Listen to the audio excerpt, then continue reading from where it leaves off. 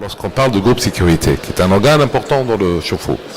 Parce que la température d'un chauffe-eau solaire, en été, elle peut monter jusqu'à 110 degrés. Je ne vais pas parler du mitigeur, je vais parler uniquement du groupe sécurité. Mais cette eau qui est à l'intérieur du chauffe-eau, du ballon, qui est à 110 degrés, qu'est-ce que c'est?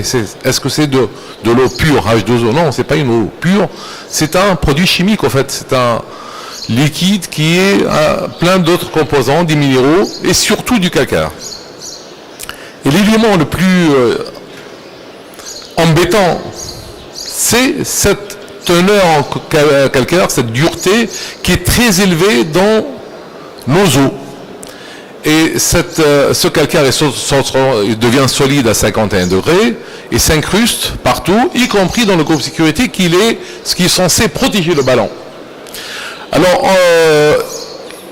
le calcaire, il s'incruste dans le lit du groupe de sécurité et peut bloquer le clapet dans un sens ou dans un autre. Vous savez ce que c'est un clapet? C'est un clapet anti-retour. Il empêche, surtout pour les chauffagistes, les plombiers qui savent un peu ce que c'est. Donc, soit il va faire que l'eau, elle coule tout le temps, et là, ça peut endommager le toit, ou bien, carrément, il bloque. Et la fonction de groupe sécurité s'arrête, et de ce fait, la température de l'eau fait une expansion énorme dans le ballon qui peut exploser. Avant d'exploser, il cherche des points de fuite, là où il y a un bride et un joint, il va s'y couler. Et même si le ballon à l'intérieur il est bien protégé, donc l'eau qui fuit, elle va attaquer de l'extérieur, elle va corroder le ballon.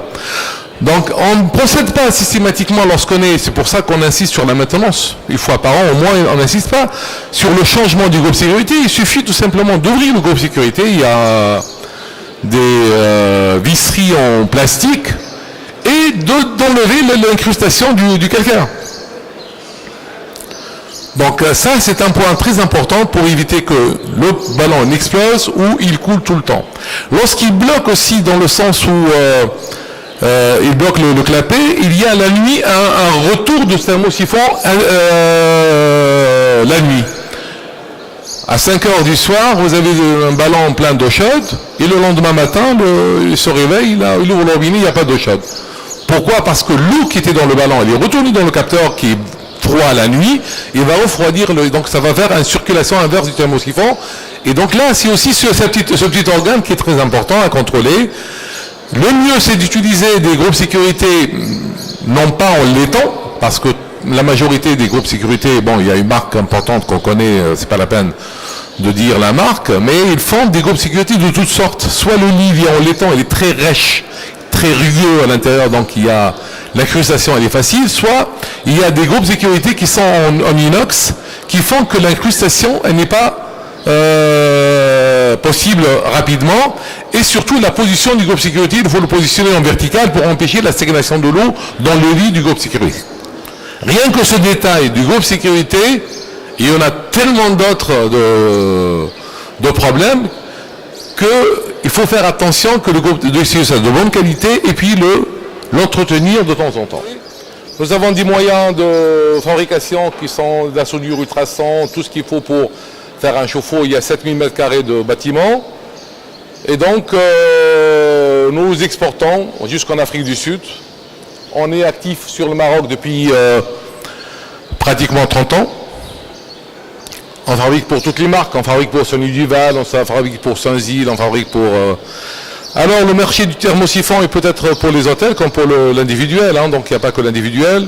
On fait le chauffage des piscines, donc on fait des pompes à chaleur aussi.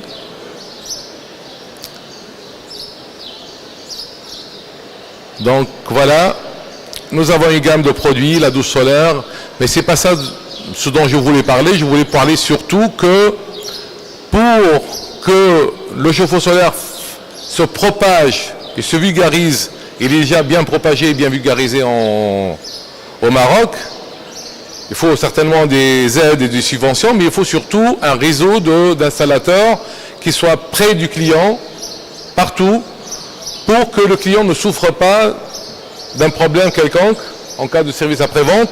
Il ne faut pas vendre uniquement le chauffe-eau solaire et partir, il faut aussi assurer un service de maintenance et d'entretien tout le long, pendant la durée de vie du chauffe-eau qui peut, lorsque c'est un bon chauffe-eau qui est fabriqué avec des matériaux nobles, il peut durer jusqu'à 20 ans, même 25 ans. Alors nous avons fait une expérience que nous essayons de vous communiquer, c'est de créer ce réseau, l'avons tissé. On a même une chambre pour ça qui s'occupe de ce monde-là. Et ces installateurs, ils sont des solaristes. C'est une valorisation. C'est pas uniquement un plombier ou un chauffagiste du coin. C'est un solariste qui connaît les règles et les techniques des installations solaires. Et il le fait bien. Derrière, il faut une animation de ce réseau. Il faut des gens qui les suivent. Il faut des gens qui les contrôlent. Il faut des gens qui les forment, qui les mettent à jour, etc. Et donc, pour cela, il faut des moyens et il faut une structure. Et cette structure, donc, elle ne peut se faire avec les hommes et les femmes de bonne volonté pour lesquels il y a un avenir dans le solaire. C'est un avenir qui commence à peine, comme ici, comme chez nous, comme partout dans le monde. Vous avez encore de belles années devant vous pour faire un métier qui sera rémunérant, revalorisant, et qui va profiter à tout le monde, qui va profiter à l'économie du pays, qui va profiter à l'écologie, les émissions de CO2, etc. Et donc, vous allez faire un travail vraiment participatif pour un développement durable. Voilà, merci pour votre attention.